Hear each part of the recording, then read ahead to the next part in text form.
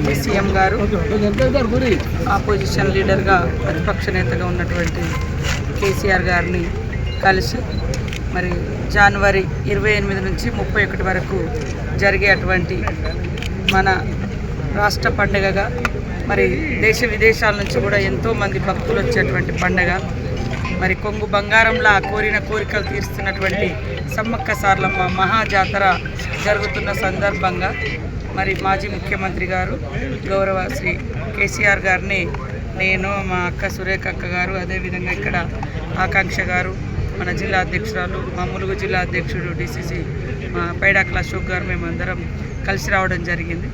వారు మొన్న అసెంబ్లీలో అందరు ఫ్లోర్ లీడర్లకు అదేవిధంగా ఎమ్మెల్యేస్కి అందరికి కూడా ఆహ్వానం పలకడం జరిగింది. కాబట్టి ఆ రోజు మరి మేము కేసీఆర్ గారు టైం అడగడంతో ఈరోజు వారు మాకు టైం ఇచ్చారు. ఆ టైం ప్రకారం ఇలాంటి రాజకీయ సంబంధాలు కాదు, ఇది ఒక ట్రెడిషన్, ఒక సాంప్రదాయబద్ధంగా నిర్వహించుకునేటువంటి జాతర.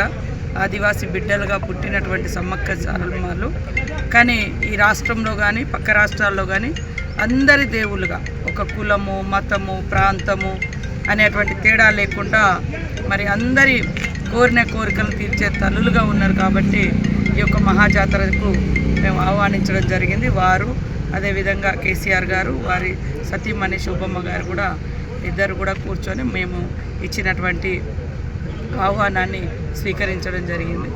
అదేవిధంగా పట్టు వస్త్రాలను కూడా మేము దేవుని తరపున వారికి అందించడం జరిగింది. వారు కూడా సంతోషంగా స్వీకరించి రిటర్న్ మాకు కూడా ఇద్దరికి చీరలు పెట్టడం జరిగింది. సంతోషం. ఇది మన రాష్ట్రంలో 96లోనే సమ్మక్క సారలమ్మ జాతరను స్టేట్ ఫెస్టివల్గా ప్రకటించుకోవడం జరిగింది. కాబట్టి అన్ని పక్షాలను, అన్ని కులాలు, అన్ని మతాలు, అన్ని ప్రాంతాలను కూడా ఆ ప్రాంత ఆడబిడ్డలుగా మేము ఆహ్వానించడం జరుగుతుంది.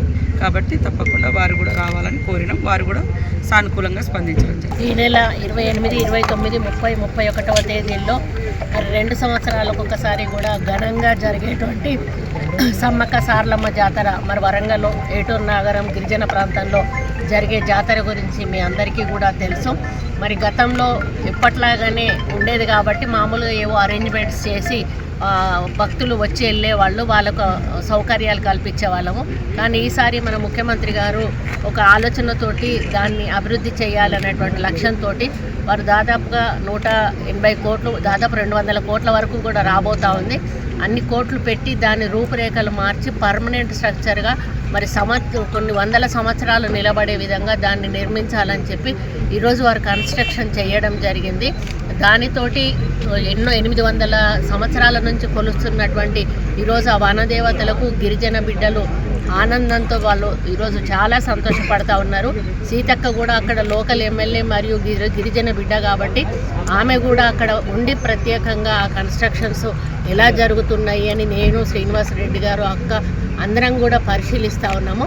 అయితే ఈ 18, 19వ తారీఖు రోజు సీఎం గారి చేతుల మీదుగా దాన్ని ఓపెనింగ్ చేపించడం జరుగుతూ ఉంది.